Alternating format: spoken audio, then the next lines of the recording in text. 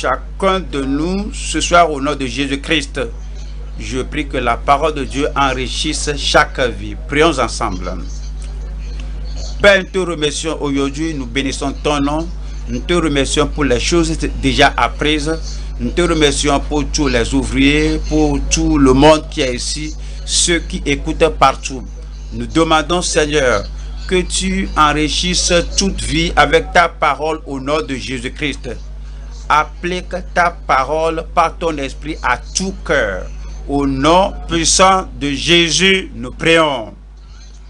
Ce soir, nous allons aller à Exode 32. Exode, chapitre 32, verset 26. Moïse se plaça à la porte du camp et dit: à moi ceux qui sont pour l'Éternel. Et tous les enfants de Lévi s'assemblèrent auprès de lui. La question est: à moi ceux qui sont pour l'Éternel. Oui, quelque chose était arrivé et Moïse est allé au sommet de la montagne. Et il est allé voir le Seigneur. Il est allé prendre les lois de Dieu pour les enfants du Seigneur. Et puis, comme il ne leur avait pas dit le temps de son retour, ces gens étaient fatigués. Ils se demandaient qu'est-ce qui lui était arrivé, quand il va retourner. Alors, il dit que mais pour ce Moïse qui nous a fait sortir du pays d'Égypte, nous ne savons pas ce qui lui était arrivé. À cause de cela, ils ont dit à Aaron de leur faire un Dieu qui marche devant eux. Parce que nous avons besoin d'un Dieu qui nous conduise. Et finalement, Dieu a vu cela. Et verset 7. Et le Seigneur, l'Éternel dit à Moïse: va, descends, car ton peuple que tu as fait sortir du pays d'Égypte s'est corrompu. Ils se sont détournés rapidement.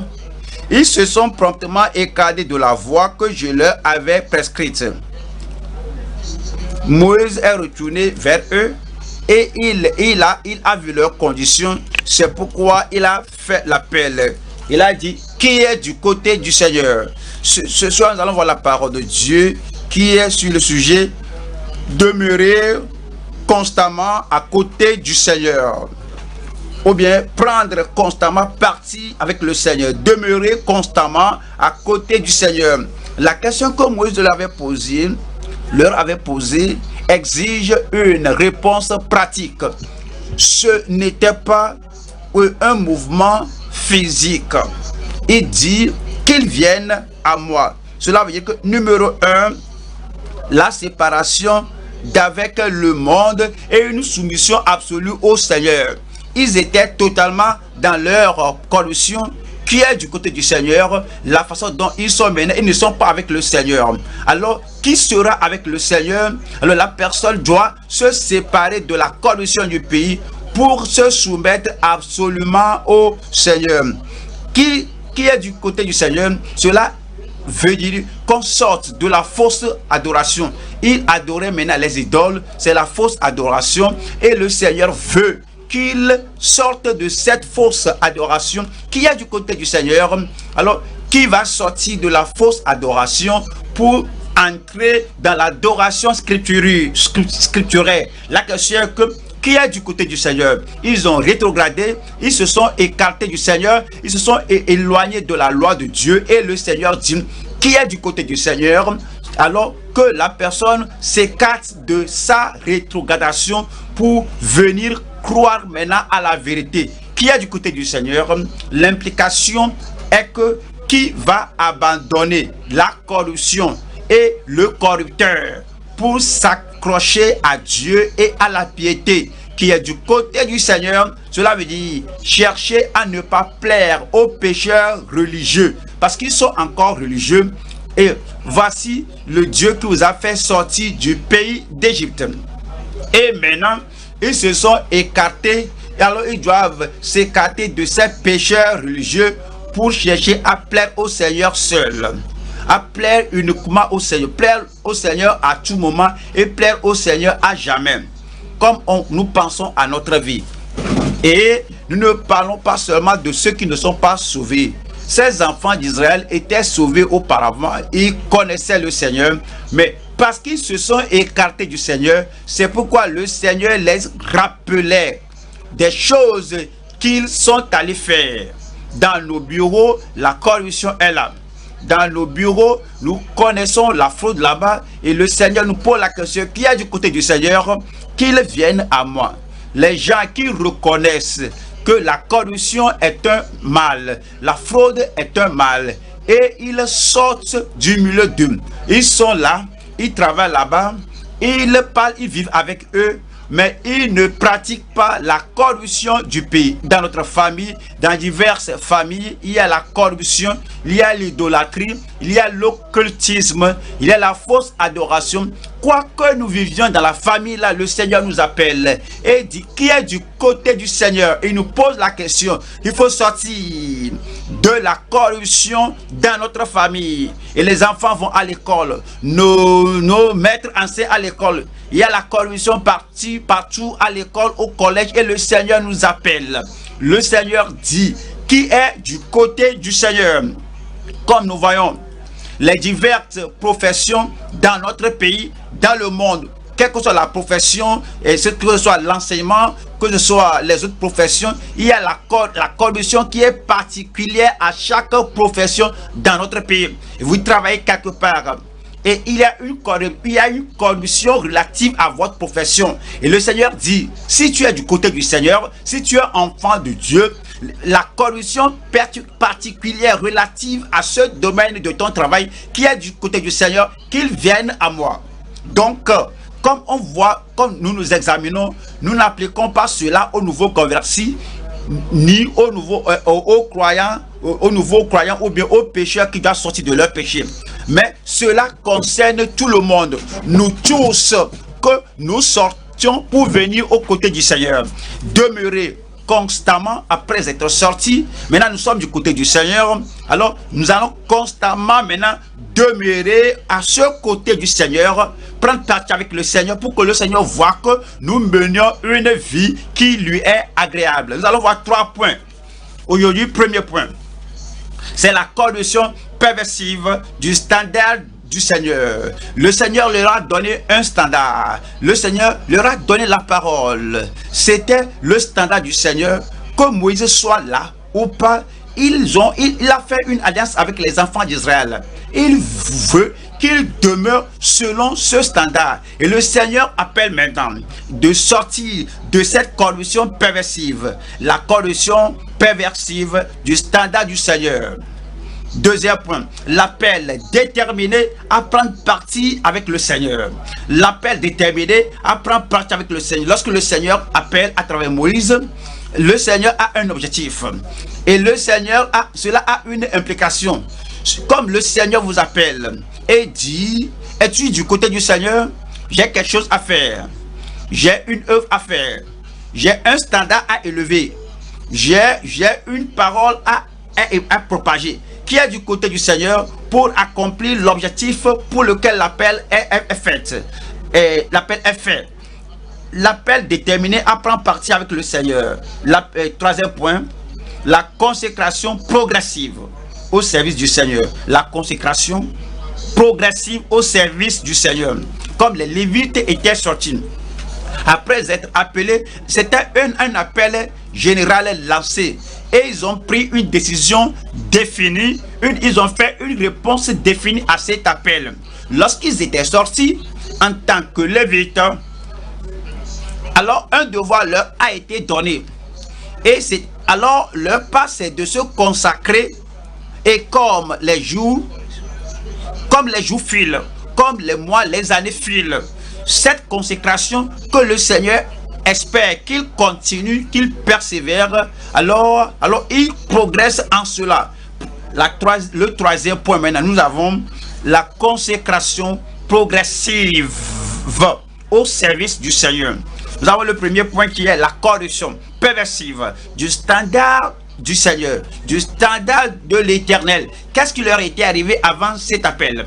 Parce que si nous ne connaissons pas le fond, l'arrière-plan, l'histoire, on ne sera pas en mesure de faire ce qu'on doit faire avec l'appel qui leur était présenté. Numéro 1, c'est la corruption perversive du standard. C'est une corruption qui a envahi les gens, c'est une corruption contagieuse qui a souillé tout le monde. C'est une corruption qui putréfie tout le monde. Cela a commencé d'une manière perceptive. Ça a commencé avec près d'une poignée de personnes qui visitent Aaron. Que devons-nous faire maintenant? Faire-nous un Dieu pour marcher devant nous. Et avec ce faible commencement, cela est parvenu aux autres des enfants d'Israël. La corruption pénètre toute l'assemblée et affaiblit Aaron. Et puis il est devenu la source et le moyen par lequel la corruption a atteint toute l'assemblée, toute la nation. Au fait, la faiblesse d'Aaron est devenue un moyen de faiblesse pour tout le monde. La faiblesse d'Aaron, il était faible. À cause de cette faiblesse, maintenant, cela est devenu, oui, un moyen qui affaiblit tout le monde et les gens allaient de mal en pire. Et allons à Exode 32. Je lis verset 7. L'Éternel dit à Moïse, va descendre, car ton peuple, et non plus mon peuple, ils ont rétrogradé, car ton peuple, ce n'est plus le peuple de Dieu. Lorsque Dieu envoyait Moïse vers Pharaon, il lui a dit, laisse mon peuple aller. Maintenant, à cause de leur rétrogradation, il dit, car ton peuple, que tu as fait sortir du pays d'Égypte, s'est corrompu. Oui, c'est un libre arbitre. C'est un choix personnel et qui est devenu un choix national. Ils se sont corrompus. Le peuple s'est corrompu. Ce n'était plus le Seigneur. Ce n'est pas le Seigneur qui les corrompait. Ce n'est plus une nation de dehors qui les corrompait. Leur corruption venait de l'intérieur de leur cœur. C'est de leur dépravation. Verset 8. Ils se sont promptement écartés de la voie. Cela nous fait dire que quelqu'un peut être sauvé, quelqu'un peut être racheté, appelé hors d'Égypte. Néanmoins, il n'y a pas de sécurité éternelle. Il est là, il est toujours là. Il est sauvé, il est toujours sauvé. Il est rédimé, il est racheté, il est toujours racheté. Il est bien-aimé du Seigneur, il est toujours bien-aimé du Seigneur. Non, c'est dit qu'ils se sont promptement écartés de la voie. Ils étaient dans la voie au départ, maintenant ils se sont écartés de la voie que je leur avais prescrite. Ils se sont fait un veau en fonte. Ils se sont prosternés devant lui. Ils lui ont offert des sacrifices. Et ils ont dit, Israël, voici ton Dieu, qui t'a fait sortir du pays d'Égypte. Et l'Éternel dit à Moïse, je vois que ce peuple est un peuple au cou roide. Cela veut dire que ils sont rebelles contre le Seigneur. Ils sont déjà têtus à la parole de Dieu. Et ils font ce qui leur semble bon. Ils sont obstinés. C'est un peuple au cou roide. Maintenant, laisse-moi. Ma colère va s'enflammer contre eux. Et je les consumerai. Mais je ferai de toi une grande nation. Deutéronome 9, après Moïse se rappelait, il leur rappelait ce qui était arrivé à l'époque là. Et ce chapitre 9 nous donne certains détails qui nous font comprendre la type de corruption. Le type de corruption, non seulement ça, l'attitude de Dieu à cette correction, non seulement ça, la conséquence d'Aaron et la conséquence des enfants d'Israël. Deutéronome, chapitre 9, verset 12. L'Éternel me dit alors, lève-toi, descends en hâte d'ici, car ton peuple, que c'est toujours ton peuple, à cause de la rétrogradation, car ton peuple que tu as fait sortir d'Égypte s'est corrompu. Ils se sont promptement écartés de la voie que je leur avais prescrite. Ils se sont fait une image de fonte. L'Éternel me dit, je vois que ce peuple est un peuple au cou roide. Voilà le verset 20 maintenant. L'Éternel était aussi très irrité contre Aaron. Non seulement ça que Moïse s'était irrité contre Aaron, l'Éternel était aussi très irrité contre Aaron qui voulait faire périr. Cela vous montre la parole de Dieu. Cela montre de façon claire que si quelqu'un est dans le Seigneur, la personne est bien, il est dirigeant dans l'église, l'un des pasteurs dans l'église, mais maintenant la personne a dévié et il s'est écarté du Seigneur. Le Seigneur s'irrite contre le pécheur, il s'irrite contre le rétrograde, il s'irrite contre le ministre qui fait que les autres se détournent de lui. Le Seigneur, l'Éternel, était aussi très irrité contre Aaron, qu'il voudrait faire périr. Et si Aaron meurt sous cette condamnation, quel que soit ce que vous dites, alors lors du culte funèbre, Aaron ne serait pas allé au ciel. Aaron aurait péri et passé l'éternité en enfer, mourir sous la colère de Dieu, sous l'indignation de Dieu, apporte le jugement éternel sur l'homme, le ministre ou qui que soit la personne. Je prie. Et c'est dit que, et pour qui j'intercédais encore dans ce temps-là. Il a prié pour Aaron. C'est pourquoi Dieu a eu pitié de lui. Je veux que vous compreniez que ce que Aaron a fait était une chose particulière. Et les autres pourraient faire de pareilles choses sans que cela affecte la nation. Et prenons l'un du Ramassi qui a décidé de faire une idole. Les autres peuvent le traiter et ne vont pas suivre l'exemple là. Mais lorsque un dirigeant fait une idole, lorsque un dirigeant rentre dans la fausse doctrine, vous l'avez appris auparavant, que le péché d'un dirigeant devient un péché meneur, un péché qui conduit, cela le conduit à l'idolâtrie, à la fausseté, cela le conduit à la rétrogradation. Donc après c'est un dirigeant, s'il lui fait cela et il lui prêche, s'il lui peut faire ça et continue le ministère, s'il fait cela et il a toujours l'étiquette d'un dirigeant, donc cela veut dire que nous pouvons le faire aussi. Alors le péché d'un dirigeant, c'est un péché directeur. Et un pasteur qui a décidé de changer le standard, les normes, il voudrait le rendre facile aux gens.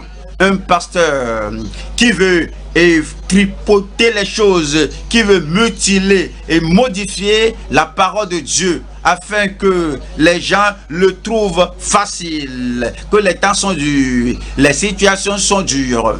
Et donc, si ces gens-là vont suivre, donc il faut simplifier la parole. Donc cela devient un péché pour le pasteur là. Le pasteur d'un pasteur devient un pasteur. Le péché d'un pasteur devient un péché pénétrant. Que tout le monde dit que le pasteur voit cela. Le pasteur fait cela. Le pasteur a une concubine. Le pasteur a la deuxième femme. La première femme est vivante. Le pasteur devient fraudeur. Le pasteur fait ceci et cela. Le péché d'un pasteur devient bientôt un péché pénétrant. Et le péché d'un ministre. Il prêche la parole. Il prêche, ou bien il dirige la prière, ou bien il sert dans n'importe quel domaine. C'est un ministre, un dirigeant de section. Le voilà. Il fait ceci. Il fait cela. Et il a fait la chose à tel point que Aaron peut faire tout ce qu'il veut faire et personne ne le saura. Personne ne le défiera, Il est au-dessus de tout le monde autour de Moïse. Oui, Aaron oui, un ministre fait cela, le péché d'un ministre est un péché séducteur. Un péché séducteur. Il y a des gens qui ne lisent pas la parole de Dieu. Alors, ils lisent votre vie. Les gens ne lisent pas la parole de Dieu. Ils lisent les sentinelles. Ils lisent les gens qui déclarent la parole de Dieu. Alors, êtes-vous un ministre? Êtes-vous un pasteur? Êtes-vous un dirigeant? Que vous n'êtes pas prudent dans votre vie et vous n'êtes pas consacré à la parole de Dieu. Vous êtes imprudent, vous rétrogradez, vous faites le mal. Vous visitez des lieux où un ministre ne doit pas aller. Le péché d'un ministre est un péché séduisant, un péché égarant. L'homme là est un berger sur les gens. Le berger est un pasteur. Le berger est un pasteur sur une assemblée qui veille sur les gens, mais il ne vit pas bien. Il ne mène pas une vie de justice, une vie de victoire, et il ne vit pas par-dessus le péché. Et il peut compromettre, il peut faire des magouilles, faire des choses. Après tout, il va excuser cela. Et les gens voient, les gens voient cela. Le péché d'un berger devient un péché qui cache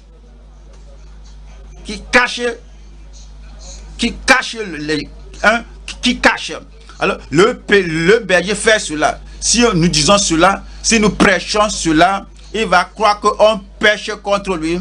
Nous l'aimons à sa destruction, nous le respectons à sa damnation et nous allons le cacher, nous allons le couvrir, nous n'allons rien lui dire qui fasse dire que c'est lui qui est le berger qui a péché. Donc il couvre cela, il cache cela, et cela affecte toute l'assemblée.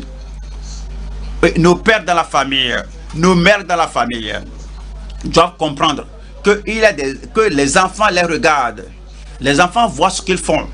Ils voient ce que le père fait lorsque maman n'est pas là. Ils voient ce que maman fait lorsque papa n'est pas là. Et puis si un papa qui se dit chrétien, se plonge à faire un mal, se plonge dans un péché dans la famille, le péché d'un papa devient un péché contaminant. Ça devient comme un cancer qui rentre dans la vie des gens. La maman aussi, qui mène une vie d'imprudence. La maman qui mène une vie pécheresse. La maman aussi, qui a une fausse adoration, qui a une fausse profession. Et il y a le péché dans sa vie. Le péché d'une maman devient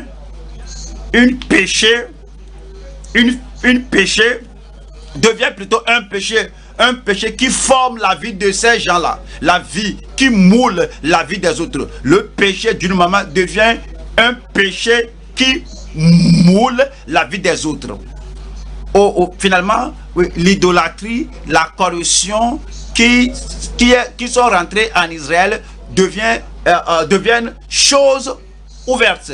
Un péché nu, un péché de polichinelle, connu à tous. Il n'y a rien pour voir que, il n'y a rien pour corriger, il n'y a personne pour corriger les autres. Cela continue comme ça. Le péché nu là devient un péché nourri, qu'on voit comme un bébé. On le protège, c'est un péché nu. On le protège, on le dorlote. Un péché nu devient un péché nourrissant. Un petit péché qui est rentré dans l'assemblée devient maintenant comme un péché permis. C'est une chose, vas-y. C'est une chose, petite chose, non. Il n'y a personne qui se dérange pour cela. C'est une petite chose. Il n'y a personne qui puisse te contrer. Parce que nous avons de petits mais dans nos vies. Donc, et ce petit péché-là devient une licence de le faire, de le commettre. Il y a des gens qui se disent qu'ils sont ouvriers, ils sont dirigeants, et c'est comme ils sont permis de commettre cela. Le petit péché là devient comme une licence, un permis d'aller. Et alors un péché nous devient un péché d'une assemblée, d'un groupe. Lorsqu'on commence, on fait cela la première fois, oui, vous voyez cela, vous êtes vraiment, et vous êtes sidérés. Mais comme les gens là continuent de faire comme ça, comme plusieurs années, si vous voyez quelqu'un prendre une corruption, eh bien, la personne même qui prend cela essaie de se cacher. Après tout, il fait ça, il continue de faire ça. Jusqu'à ce que, alors, cela fait partie de leur vie maintenant. Alors, le péché ouvert devient un péché opérateur. La corruption est mauvaise. Cela conduit à la destruction éternelle, à la dévastation éternelle. Cela conduit à la damnation éternelle. C'est pourquoi le Seigneur nous met en garde que nous ne devons pas nous y engager. Qui est du côté du Seigneur, qu'il vienne à moi. Osée au chapitre 9. Osée 9. Osée 9, 9. Osée 9, 9. Osée 9, 9. Ils sont plongés dans la corruption. Cela fait partie dans leur vie, dans leur caractère. Ce n'est pas superficiellement. Ils sont plongés dans la corruption comme au jour de Gibéon. L'Éternel se souviendra de leur iniquité. Il punira leur péché. Allons à Malachie chapitre 2. Je lis verset 8. Malachie chapitre 2 verset 8. Mais vous vous êtes écartés de la voie. Voilà ce qui était arrivé depuis le temps de Exode, qui continue jusqu'à venir à la fin de l'Ancien Testament. Mais vous êtes écartés de la voie. Vous avez fait de la loi une occasion de chute pour plusieurs.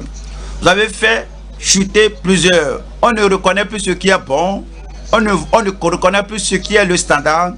Parce que les gens se sont vraiment corrompus du standard du Seigneur, des normes de la parole de Dieu, de la volonté du Seigneur. Ils sont corrompus de la révélation du Seigneur, que maintenant il y a la confusion dans la pensée des gens et plusieurs personnes se sont écartées du Seigneur. Vous avez violé l'alliance de Lévi, dit l'Éternel des armées, et moi je vous rendrai méprisable et vil aux yeux de tout le peuple, parce que vous n'avez pas gardé mes voies et que vous avez égard à l'apparence des personnes. Ils sont religieux, mais ils interprètent, ils font l'apparence de personnes, ils adorent, ils sont religieux, mais ils n'adorent pas le vrai Dieu. Quand vous interprétez la loi, nous allons à 2e Pierre, chapitre 2. 2e Pierre, chapitre 2. Nous lisons le verset 17. Ces gens-là sont des fontaines sans eau, des nuées que chasse un tourbillon. L'obscurité des ténèbres leur est réservée. Avec des discours enflés de vanité, et les amorcent par les convoitises de la chair, par les dissolutions, ceux qui viennent à peine d'échapper aux hommes qui vivent dans l'égarement. Ils leur promettent la liberté quand ils sont eux-mêmes esclaves de la corruption. Ceux qui se plongent dans la corruption deviennent soudain esclaves de la corruption, car chacun est esclave de ce qui a triomphé de lui. Verset 20. En effet, si après s'être retiré des cieux du monde par la connaissance du Seigneur et Sauveur Jésus-Christ, et ils s'y engagent de nouveau et sont vaincus, la dernière condition est pire que la première. Ceux qui nous disent qu'une fois sauvé, on est toujours sauvé, il rate l'enseignement de la parole de Dieu. Le Seigneur dit que après s'être retiré des souillures du monde, ça c'est le salut, ça c'est la rédemption, et c'est dit par la connaissance du Seigneur et Sauveur Jésus-Christ. Ils étaient sauvés par le Seigneur. Maintenant, ils s'y engagent de nouveau. Ils rétrogradent. Et c'est dit que lorsqu'ils rétrogradent comme ça, là, s'ils meurent dans cet état et sont vaincus, leur dernière condition est pire que la première. Retournons à Exode 32. Exode, chapitre 32. Exode 32, 31. Exode 32, 31. Moïse retourna vers l'Éternel et dit: ah, ce peuple a commis un grand péché. Ils se sont fait un Dieu d'or. Pardonne maintenant leur péché. Et il n'a pas fini la phrase. Le Seigneur ne peut pas, le Seigneur n'a pas vu la repentance. Il faut la repentance avant le pardon. Il dit: sinon, efface-moi de ton livre que tu as écrit. Lorsque nous sommes sauvés, rachetés, pardonnés, notre nom est écrit dans le livre de vie. Mais quand on retourne au péché, quand on rétrograde, quand on devient esclave de Satan, un agent de Satan, le nom qui est écrit dans le livre de vie est effacé, est ôté. Et Moïse a dit: pardonne-leur, sinon efface-moi de ton livre que tu as écrit. Verset 33. L'Éternel dit à Moïse: c'est celui qui a péché contre moi. Aaron, les leaders de la tribu de la nation d'Israël, les enfants d'Israël, quel que soit leur nom, leur statut social, leur nombre, Dieu ne fait pas acception de personne. C'est celui qui a péché contre moi que j'effacerai de mon livre. Nous allons à Josué. Josué 24, verset 20. Josué 24, verset 20. Voilà ce que la parole de Dieu nous dit ici. Josué 24, verset 20. Lorsque vous abandonnerez l'Éternel et que vous servirez des dieux étrangers, il reviendra vous faire du mal et il vous consumera après vous avoir fait du bien. Si vous étiez miséricordieux, favorable, si vous a béni, si vous a fait du bien, si vous rétrogradez, si vous détournez de lui, si vous abandonnez le Seigneur, si vous allez servir des dieux étrangers, alors ce même Dieu deviendra le Dieu de jugement. Alors il va venir vous faire, il reviendra vous faire du mal et il vous consumera après vous avoir fait du bien. Romains 8. Romains chapitre 8, 22. Romains 8. Romains 11. Romains 11. Romains chapitre 11, 22. Romains 11, 22. Considère donc la bonté et la sévérité de Dieu. Sévérité envers ceux qui sont tombés. Ils étaient debout au départ. Vous ne pouvez pas tomber si vous n'êtes pas debout. Vous ne pouvez pas sortir si vous n'êtes pas entré. Ils étaient dans la grâce de Dieu. Ils étaient rachetés. Maintenant, ils ont chuté. Sévérité envers ceux qui sont tombés. Et bonté de Dieu envers toi. Si tu demeures ferme dans cette bonté. La bonté qui sauve. La bonté qui fait de vous enfants de Dieu.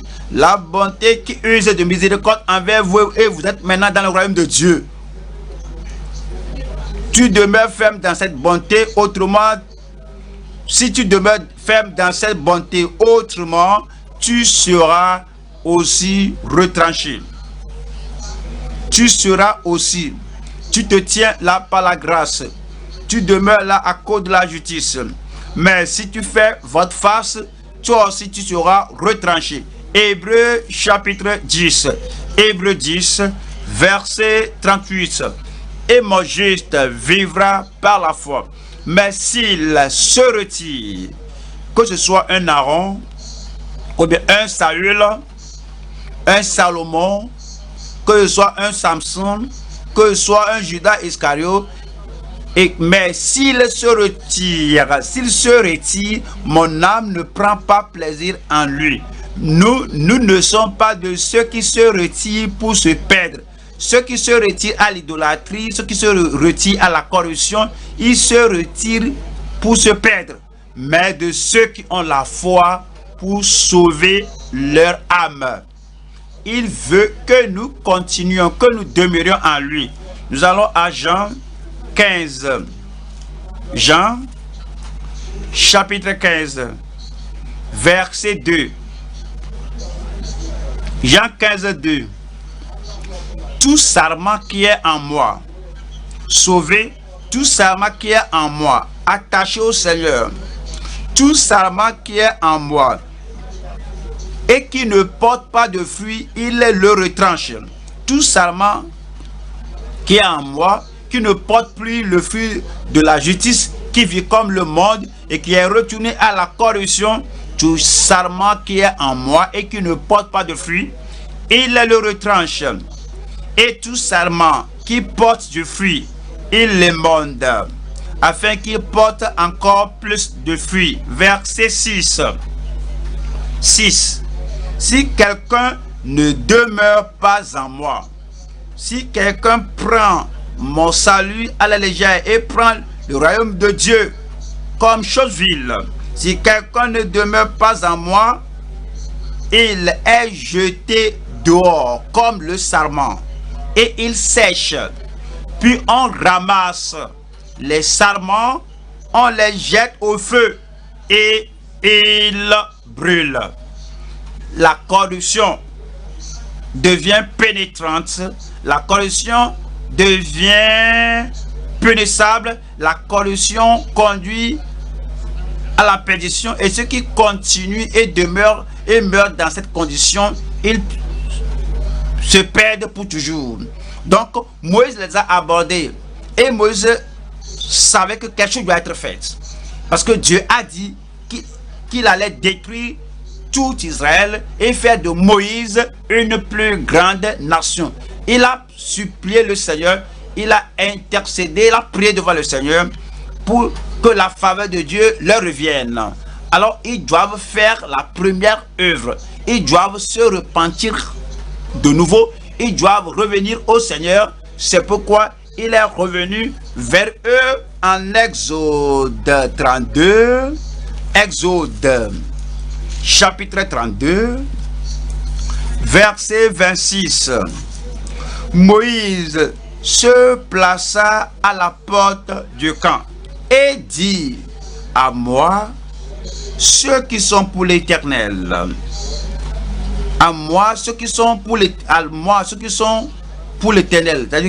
C'est-à-dire, qui sont ceux qui sont du côté du Seigneur. Si tu es du côté du Seigneur, ce n'est pas une image fictionnelle.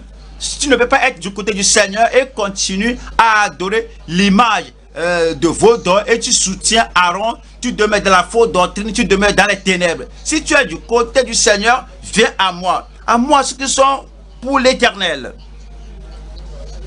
Et deuxième point maintenant, l'appel déterminé à prendre parti avec le Seigneur. L'appel déterminé à être du côté du Seigneur. Qui est du côté du Seigneur? Moïse les appelait à l'adoration prescrite de Dieu. Moïse les appelait à la parole parfaite de Dieu. Moïse les appelait à la volonté perpétuelle de Dieu. Voici la volonté de Dieu, c'est perpétuel et c'est éternel. C'est pour toujours. Je suis Dieu, je ne change pas. parce qu'ils ont dévié et il les rappelait, disant, qui est du côté du Seigneur? Alors, qu'est-ce que cela veut dire? Il dit, à moi ceux qui sont pour l'Éternel. Qu'est-ce que cela veut dire? Cela veut dire que ces gens se sont fait un veau d'or. Et le Seigneur a dit que tu ne feras pas une image taillée. Qui est du côté du Seigneur? Il les appelait hors de la désobéissance à la parole de Dieu. Ils ne devaient pas faire, ils ne devaient pas adorer l'image taillée. Donc si tu es du côté du Seigneur, abandonne cela, ce qui t'a conduit à la corruption. 2. Le Seigneur leur avait dit que tu ne te prosterneras pas à une image, à une idole. C'est ce qu'ils avaient fait. Parce qu'ils ont fait cela, l'appel maintenant est comme tu t'es prosterné, tu as fait alliance avec le Seigneur, que tu as fait alliance avec le Seigneur, que tu vas faire alliance, que tu ne vas plus te prosterner devant une idole. Qui est du côté du Seigneur? Le Seigneur a dit qu'il ne partagera pas sa gloire avec une autre personne. Mais les enfants d'Israël avec Aaron ont donné la gloire de Dieu à l'idole. Il dit que voici le Dieu qui t'a fait sortir du pays d'Égypte. Ce n'est pas vrai. Dieu le Tout-Puissant les a fait sortir par sa grande puissance, par sa main forte avec de grands signes. Mais ils ont attribué la gloire de Dieu aux idoles, qui est du côté du Seigneur. Ça veut dire que vous n'allez pas continuer à donner la gloire qui appartient à Dieu aux dieux étrangers. Lorsqu'ils ont rétrogradé, ils ont fait un banquet, un festin idolâtre. Et ils mangeaient au cours de... dans ce festin. Et puis l'appel de Moïse, qui est du côté du Seigneur, cessez de tenir ce festin, cessez de prendre part à un festin consacré aux idoles. Qui est du côté du Seigneur? Alors vous avez violé les commandements du Seigneur et ne continuez pas à prendre part à ce festin idolâtre. Qui est du côté du Seigneur? Vous allez voir, comme on lit toute l'histoire, alors ils imitaient, ils copiaient les païens, les idolâtres dans leur pratique. Qui est du côté du Seigneur? Alors ils les appelaient hors de leur imitation. Leur imitation, c'est-à-dire, lorsqu'ils copiaient les païens, leurs idolâtres, les idolâtres, lorsque vous voulez vous marier, alors tout ce que vous faites, c'est du monde. Lorsque vous avez un enfant, vous faites la dédicace, quel que soit ce que vous voulez faire. Alors, ce que vous faites, ce n'est pas ce qui vient de la parole, mais du monde. Vous imitez la pratique des païens. Mais il dit, qui est du côté du Seigneur qui vient à moi? Et vous voyez déjà, ils étaient nus. Parce que Aaron les a rendus nus. Les idolâtres adorent leurs idoles dans des habillements qui couvrent à moitié leur corps. Et puis qui les couvre à moitié. Et puis qui est du côté du Seigneur? Abandonnez ces habillements idolâtres. Abandonnez cette façon de vous habiller à demi. Alors qui est du côté du Seigneur? Sortez de cela. Et vous savez, ils chantaient, dansaient. Ce n'était pas les danses, ce n'était pas la musique des enfants d'Israël. Ce sont les pratiques, les danses, les chansons des idolâtres. Cessez les danses et les musiques des païens et venez au Seigneur. Exode 32, verset 18. Exode, chapitre 32, nous lisons le verset 18. Moïse répondit, ce n'est ni un cri de vainqueur, ni un cri de vaincu. Ce que j'entends, c'est la voix de gens qui chantent. C'est la voix de gens qui chantent. verset 19. Et comme il approchait du camp, il vit le veau et les danses. Il vit le veau et les danses. Ils sont totalement, absolument partis dans le monde.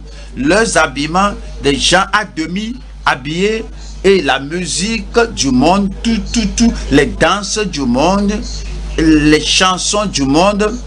C'est pourquoi Moïse a dit, qui est du côté du Seigneur, qui viennent à moi ceux qui sont pour l'éternel. Si vous êtes pour l'éternel, les choses du monde vous seront abandonnées. Si vous êtes du Seigneur, les choses du monde là, vous allez les rejeter de votre vie, afin que vous alliez à la bonne direction, que vous alliez à la voie de justice. Le Seigneur nous lance le même appel aujourd'hui. Et nous allons à 2 Corinthiens,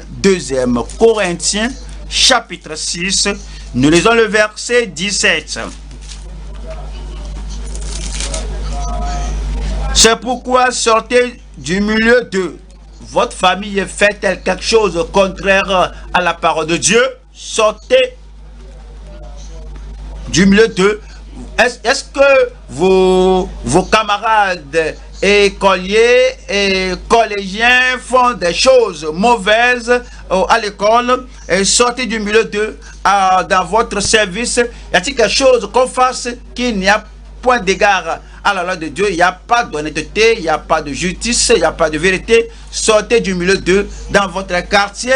Y a-t-il quelque chose que les gens font? Y a-t-il quelque chose que les gens font qui souillent la vie là-bas? Alors, c'est dit que sortez du milieu d'eux et séparez-vous. Soyez différents, dit le Seigneur. Ne touchez pas à ce qui est impur et je vous accueillerai. Ils doivent sortir d'abord, avant que le Seigneur vous reçoive. C'est la parole du Seigneur. Sortez. Nous allons au nombre. Nombre 16. Nombre 16. Nous lisons le verset 26. Nombre, chapitre 16. Verset 26. Il parla à l'assemblée et dit, éloignez-vous des tentes de ces méchants hommes. Éloignez-vous des tentes de ces méchants hommes. Vous n'allez pas vous associer avec eux dans les affaires. Vous n'allez pas vous unir avec eux dans les affaires sociales. Si réellement vous êtes pour le Seigneur et que vous êtes du côté du Seigneur, vous allez vous éloigner des tentes de ces méchants hommes et ne touchez à rien de ce qui leur appartient.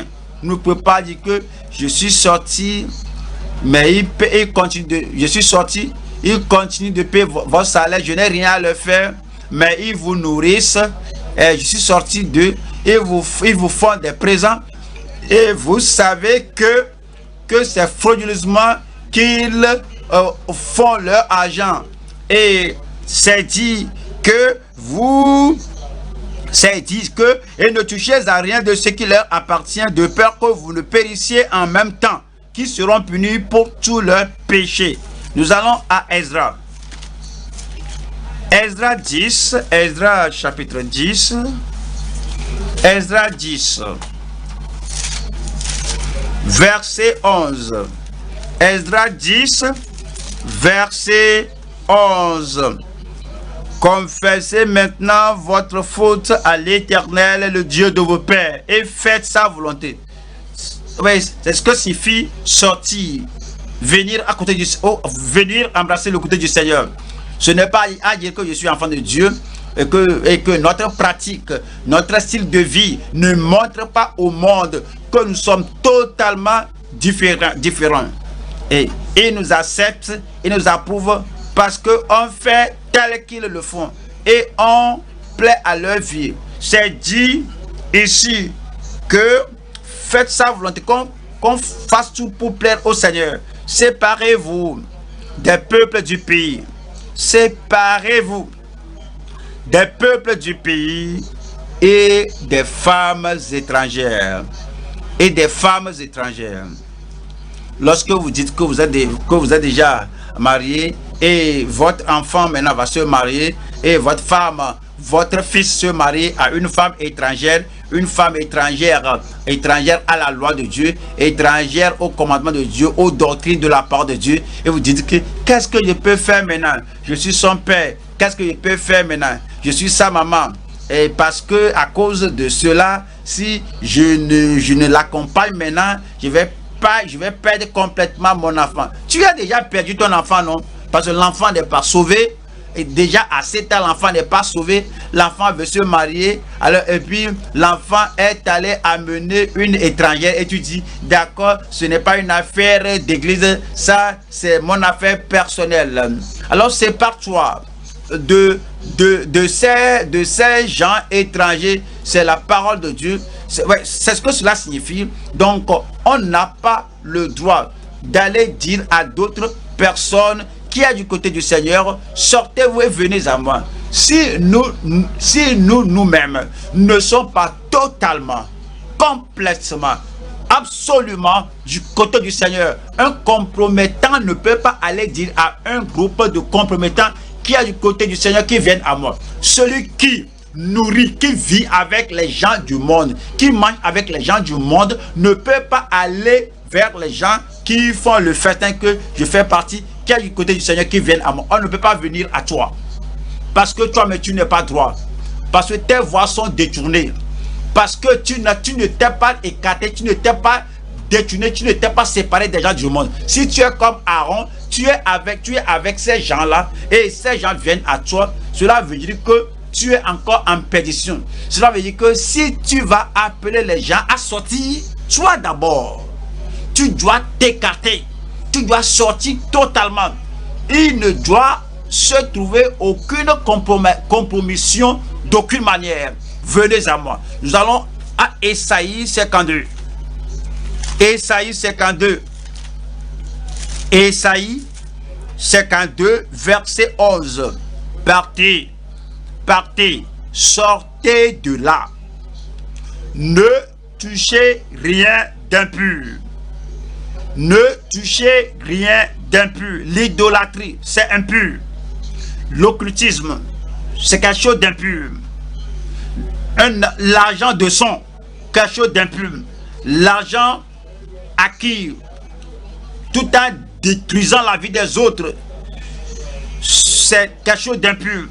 Tout ce qui s'associe avec Satan, avec le péché, avec le monde, c'est le mal. Partez, partez, sortez de là. Ne touchez rien d'impur. Sortez du milieu d'elle. Purifiez-vous, vous qui portez les vases de l'Éternel.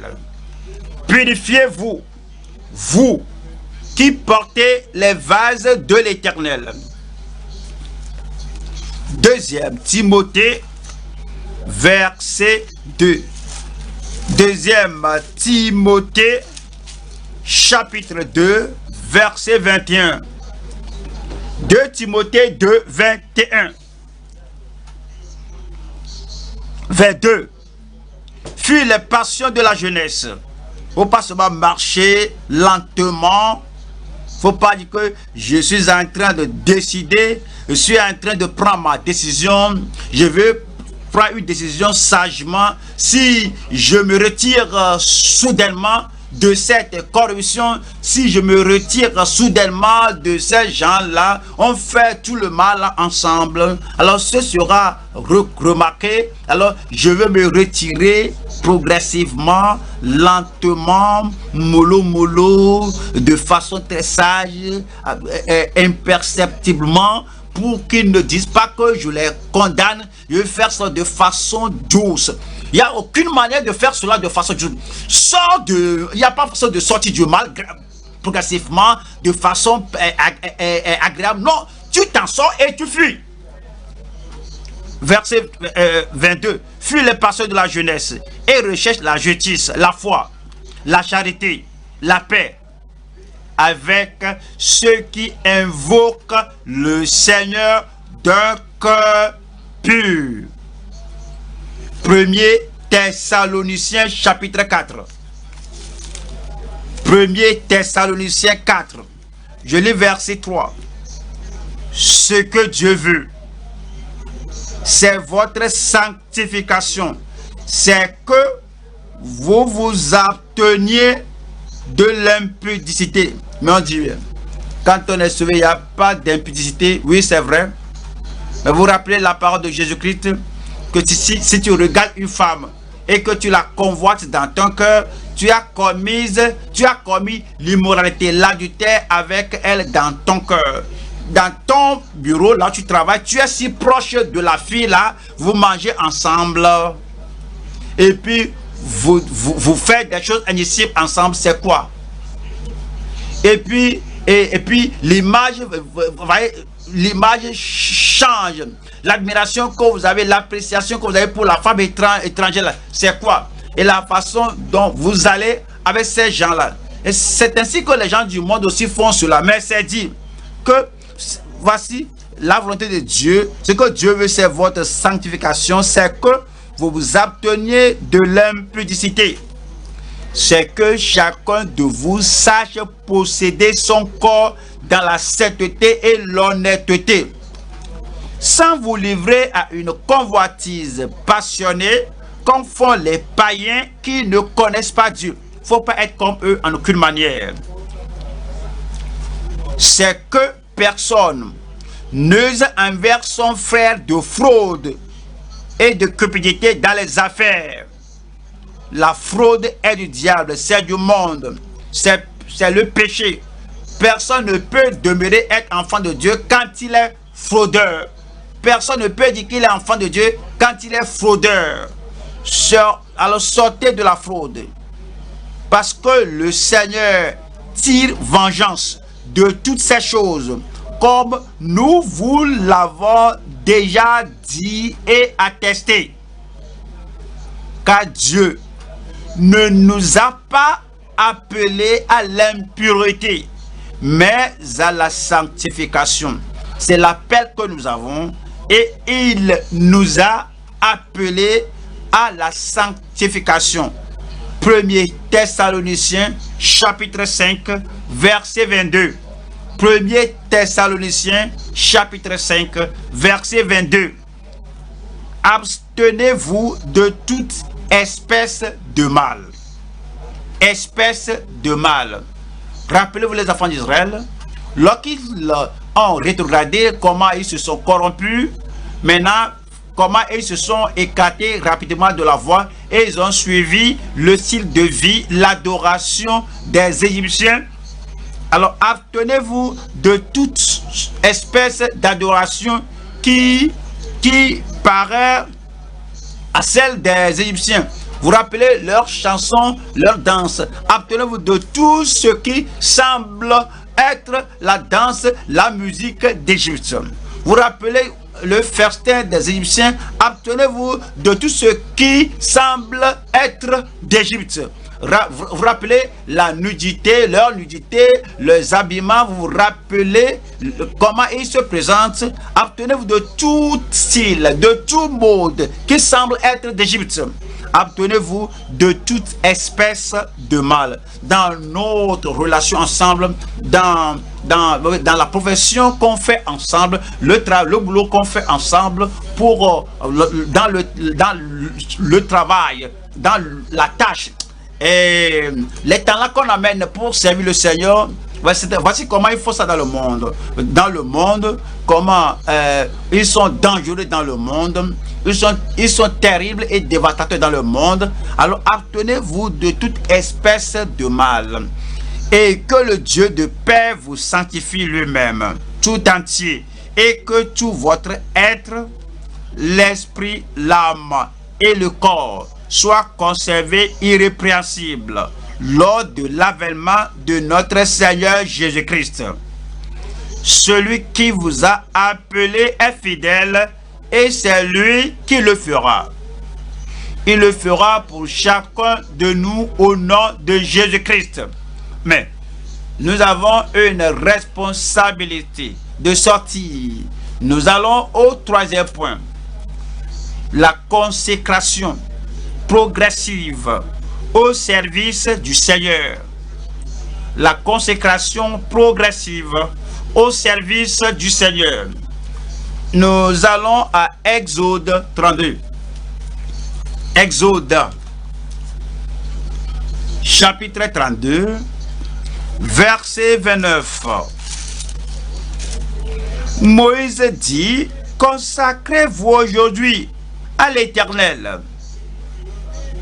Consacrez-vous aujourd'hui à l'Éternel, même en sacrifiant votre fils. Si votre fils est là, consacrez-vous, sortez.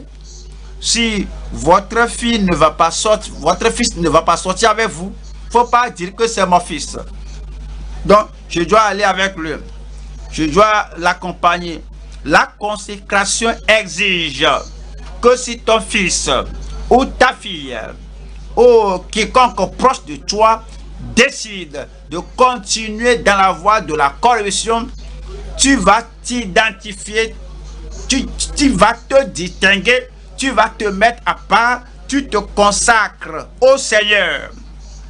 Moïse dit, consacrez-vous aujourd'hui à l'Éternel, même en sacrifiant votre fils et votre frère, afin qu'il vous accorde aujourd'hui une bénédiction. La bénédiction de la restauration, il faut la consacrer. La bénédiction d'être du côté du Seigneur, lorsque vous venez embrasser le Seigneur, vous devez vous consacrer.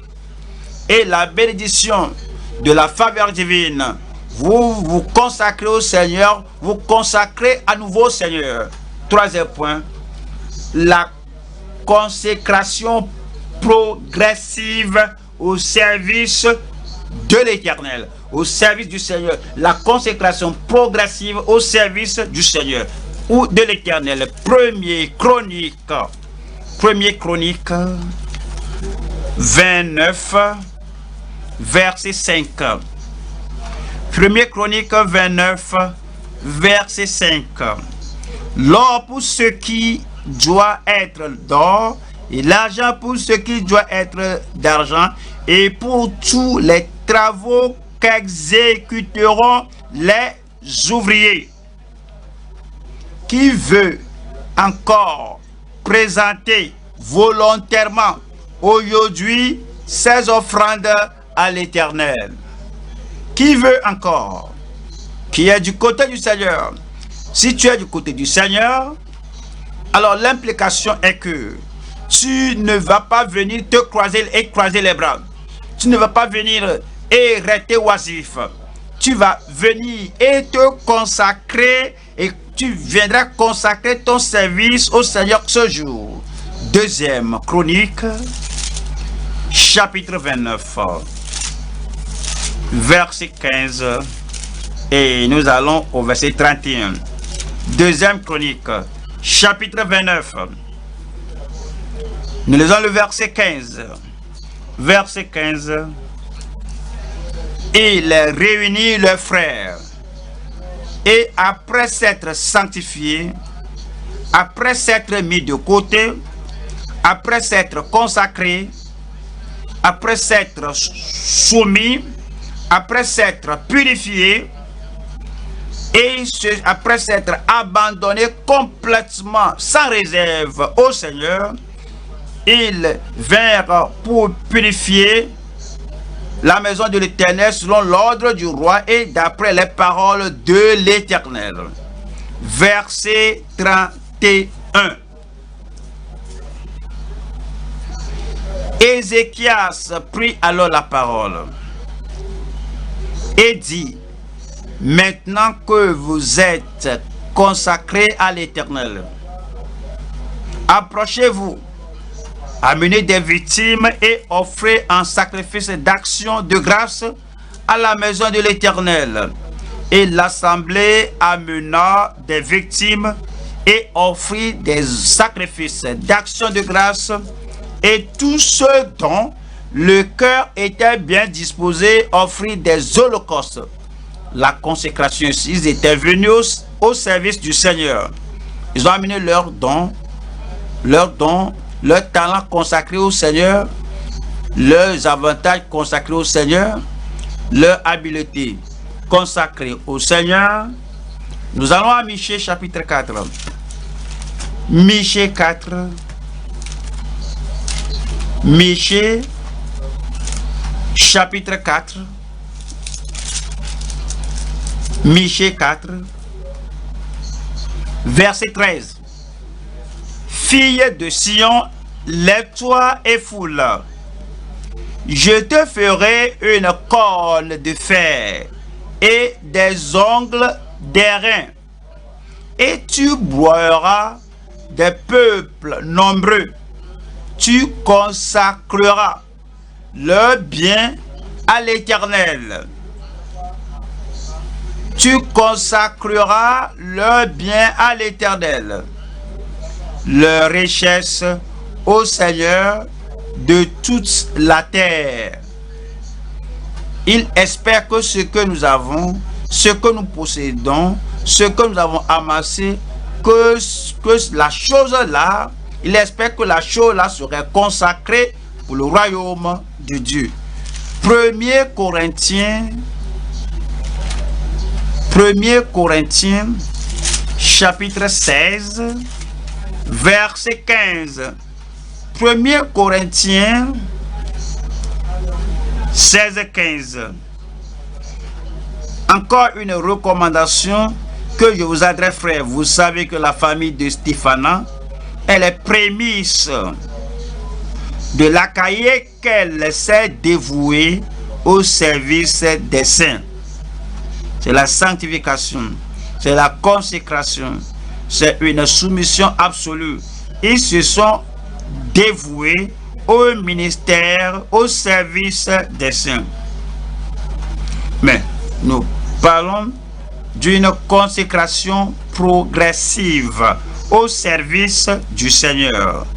Si nous progressons dans le service du Seigneur, cela veut dire que notre consécration va crescendo. Notre consécration progresse. Pourquoi progresser? Parce que le Seigneur n'est pas un Seigneur immobile. Le Seigneur n'est pas un Seigneur stationnaire. Donc notre consécration ne doit pas être une consécration immobilisée. Ce n'est pas une consécration stationnaire. Quand nous croissons dans la connaissance de sa parole, on croit dans la connaissance, on croit dans la connaissance de sa volonté, on croit dans la consécration, comme nous croissions dans le devoir que Dieu nous a donné. Nous croissions en consécration. Numéro 1, nous croissions en soumission.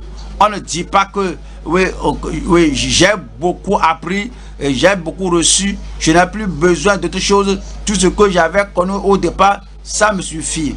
Si tu continues de servir le Seigneur, si tu crois dans la consécration numéro 1, alors vous avez plus d'esprit d'être enseigné. Nous allons à Ecclésiaste 4, 13. Ecclésiaste 4, 13. Ecclésiaste 4, 13. Mieux vaut un enfant pauvre et sage qu'un roi vieux et insensé qui ne sait plus écouter les avis. Plus de consécration veut dire que on se laisse à être écouté. Ça veut dire que plus de prières. On se donne à prier aujourd'hui plus qu'hier. On prie sur les choses spirituelles aujourd'hui plus qu'on ne prie hier. Et les articles, les requêtes de notre prière s'élèvent et croissent profondément. Et plus de prières. On va à Luc 21, Luc 21, 36. Luc 21, 36. Veillez donc et priez en tout temps afin que vous ayez la force d'échapper à toutes ces choses qui arriveront et de paraître debout devant le Fils de l'homme. Voilà, la prière ici, c'est une prière très élevée, très profonde. Ceux qui prient pour les choses matérielles, ici on prie pour être qualifié d'échapper à la grande tribulation, aux choses qui viendront sur le monde. Nous prions et nous avons plus de vigilance. Si nous sommes consacrés au Seigneur de façon très élevée, de façon très approfondie, il y aura plus de vigilance. Comme nous voyons le jour s'approcher.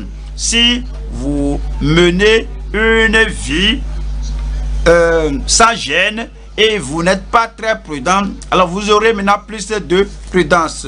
1er Thessaloniciens 5, 1er Thessaloniciens 5, verset 2. Car vous savez vous-même que le jour du Seigneur viendra comme un voleur dans la nuit. Quand les hommes diront paix et sûreté, alors une ruine soudaine les surprendra. Comme les douleurs de l'enfantement se prennent la femme enceinte et ils n'échapperont point.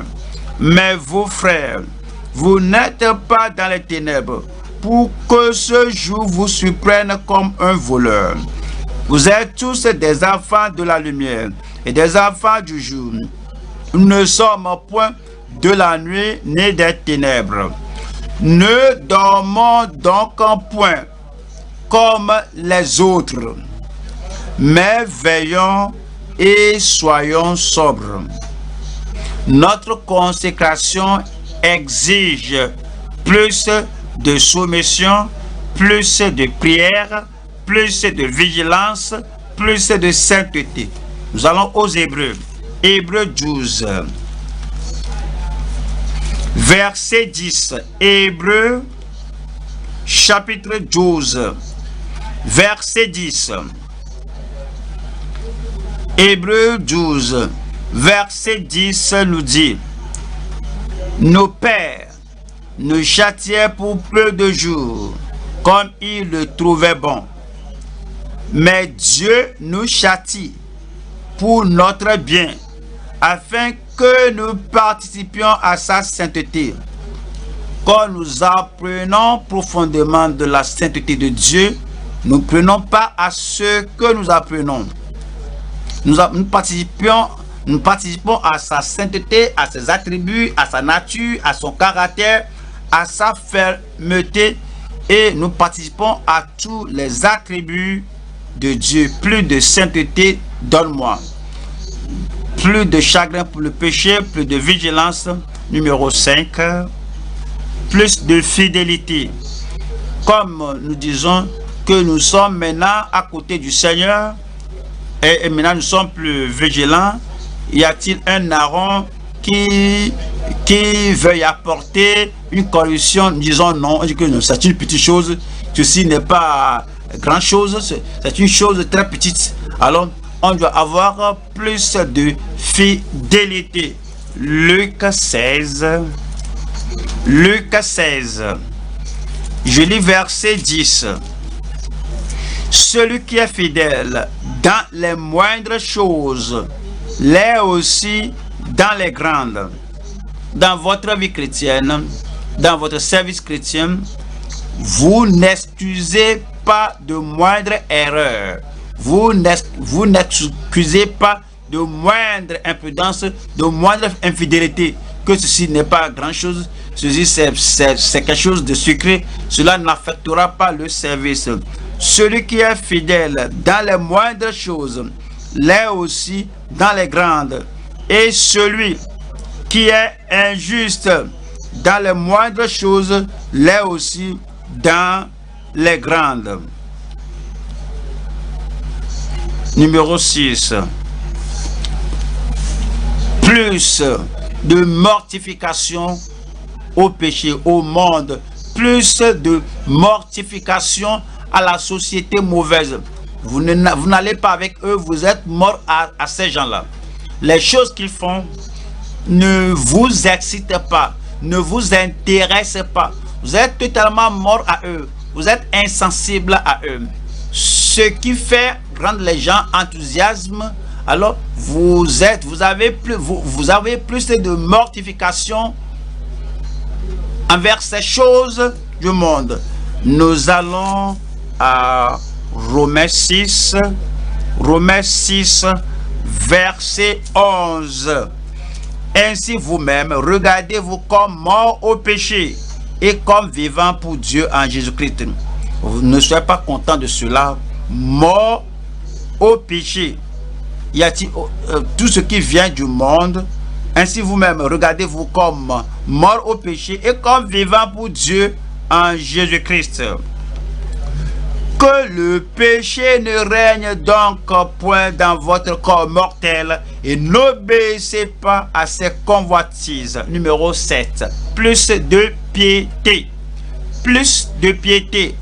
Tout ce que vous faites, y a-t-il une décision que vous preniez partout où vous voulez aller, toute pratique que vous voulez manifester, comment cela va avec la piété du Dieu Tout-Puissant lui-même?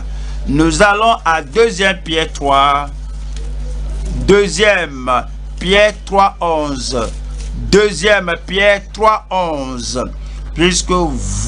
Puisque donc toutes ces choses doivent se dissoudre, quelle ne doit pas être la sainteté de votre conduite et votre piété? Plus de soumission, plus de prière, plus de vigilance, plus de sainteté, plus de fidélité, plus de mortification au monde, plus de piété, plus de véracité, plus de véracité. Tout ce qui ne sera pas exactement, parfaitement véritable, vous le rejetez. Il n'y a pas raison, numéro 1, de qui nous sommes, membres et ministres de la vie, de l'église de la vie profonde. Il n'y a aucune raison d'avoir peur de quelqu'un et de dire à la personne ce qui est moindre que la vérité. Alors il n'y a pas raison d'influencer quelqu'un négativement. Influencer la personne avec la vérité. Il n'y a pas raison de changer quelque chose, de rendre la chose un type de mensonge, que j'ai une bonne raison de mentir afin qu'il puisse pour qu'il fasse la bonne chose. Pourquoi on fait cela? Vous essayez d'avoir quelqu'un dans la volonté de Dieu et vous avez cette volonté de la méthode satanique. Si nous nous consacrons au Seigneur, il y a plus de véracité. Nous allons à Psaume 15. Psaume 15, versets 1 et 2. Ô Éternel, qui séjournera dans ta tente, qui demeurera sur ta montagne sainte? Celui qui marche dans l'intégrité, qui pratique la justice et qui dit la vérité selon son cœur. Il n'y a pas d'hypocrisie, il n'y a pas de vérité partiale, il n'y a pas de mensonge partial, il n'y a pas de mensonge blanc, un mensonge professionnel, un mensonge psychologique, un mensonge de badinage. Il n'y a rien de pareil. Qui dit la vérité selon son cœur, plus de véracité et plus de crainte. Comme nous continuons de servir Dieu et nous appelle, non, plus de comme nous savons Dieu, on regarde à Aaron, comment Aaron va sentir, comment il va se sentir, comment les autres tribus vont se sentir. On ne regarde à personne, on est intrépide, plus d'intrépidité. On est intrépide, plus d'intrépidité. Luc 12, verset de plus d'intrépidité. Luc 12, 2. Il n'y a rien de caché qui ne doive être découvert, ni de secret qui ne doive être connu. C'est pourquoi tout ce que vous aurez dit dans les ténèbres sera entendu dans la lumière. Et ce que vous aurez dit à l'oreille dans les chambres sera prêché sur les toits. Je vous dis à vous qui êtes mes amis, ne craignez pas ceux qui tuent le corps et qui après cela ne peuvent rien faire de plus. Je vous montrerai qui vous devez craindre. Craignez celui qui, après avoir tué, a le pouvoir de jeter dans la géhenne. Oui, je vous le dis, c'est lui que vous devez craindre. Remarquez bien le verset 4. Je vous dis, à vous qui êtes mes amis. Mais les amis de Christ, s'ils sont devenus peureux, ils sont effrayés, à cause de cette peur, ils compromettent et ne craignent pas Dieu. Le Seigneur Jésus a dit à vous qui êtes mes amis que craignez celui qui, après avoir tué, a le pouvoir de jeter dans la géhenne. Si le croyant n'a rien à craindre, ils sont sauvés, soit jamais sauvés. Christ n'aurait pas dit cela. Et numéro 10, plus de douceur et de soumission. Comme on se consacre au Seigneur, plus d'humilité, plus d'humilité d'esprit, d'humilité d'esprit et de douceur. Colossiens 3, 12, Colossiens 3, 12, Colossiens 3, 12. Ainsi donc, comme des élus de Dieu, saints et bien-aimés, revêtez-vous d'entrailles de miséricorde, de bonté, d'humilité, de douceur, de patience. D'humilité, de douceur, de patience. Notre consécration qui est progressive demande plus de franchise. Et il ne doit pas avoir de quelque chose de secret en nous. Vous voulez servir le Seigneur, servez-le au vêtement, prêchez la vérité, vous prêchez la vérité, prêchez cela. Vous êtes pour la justice, au vêtement, soyez pour la justice. Vous êtes non compromettant, au vêtement, soyez non compromettant. Plus de franchise. Et Matthieu chapitre 10, 26 et 27. Matthieu 10, verset 26. 26 dit, ne les craignez donc point, car il n'y a rien de caché qui ne doive être découvert, ni de secret qui ne doivent être connus. Ce que je vous dis dans les ténèbres, dites-le en plein jour. Si nous sommes comme Jésus, c'est ce que nous disons aux gens. Ce que je vous dis, tu peux le dire partout. Quel que soit ce que je vous révèle, vous pouvez le dire partout. Quel que soit ce que je vous dis en partenariat, vous pouvez le propager n'importe où. Et ce qui vous est dit à l'oreille près, ce que je vous dis dans les ténèbres, dites-le en plein jour. Ce qui vous est dit à l'oreille, prêchez-le sur les toits. Et numéro 12, c'est plus de volonté. Vous êtes consacré au Seigneur, plus de volonté aujourd'hui plus que jamais. La volonté de servir le Seigneur, la volonté de tout mettre sur l'autel, la volonté de faire tout ce que le Seigneur vous a donné à faire, la volonté. Psaume 110. Psaume 110. Psaume 110, verset 3. Ton peuple est plein d'ardeur quand tu rassembles ton armée avec des ornements sacrés du sein de l'aurore. Ta jeunesse vient à toi comme une rosée. Je prie que Dieu nous accorde plus de grâce, plus d'amour, plus de dévouement, plus de consécration dans notre vie. Nous n'allons pas rétrogresser. Notre vie ne va pas regarder en arrière. Notre vie ne va pas rétrograder. Dans notre vie, on ne va pas décroître notre consécration au Seigneur, il y aura plus d'humilité dans toute vie. Il y aura toute de prière dans toute vie. Il y aura plus de prière, plus de vigilance dans ma vie, dans ta vie, plus de sainteté dans nos vies, plus de fidélité dans les moindres choses et les grandes choses, plus de mortification au monde, plus de piété, plus de véracité, plus d'intrépidité, plus d'humilité, d'ardeur, plus de volonté dans le service du Seigneur au nom de Jésus-Christ. Qui est du côté du Seigneur? Vous êtes du côté du Seigneur. Tenez-vous debout maintenant et parlez au Seigneur. Je suis du côté du Seigneur.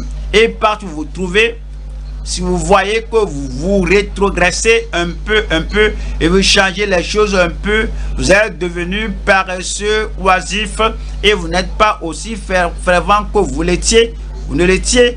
Alors c'est à vous de venir au Seigneur maintenant. Je dis que Seigneur, je viens pleinement à toi avec la soumission totale.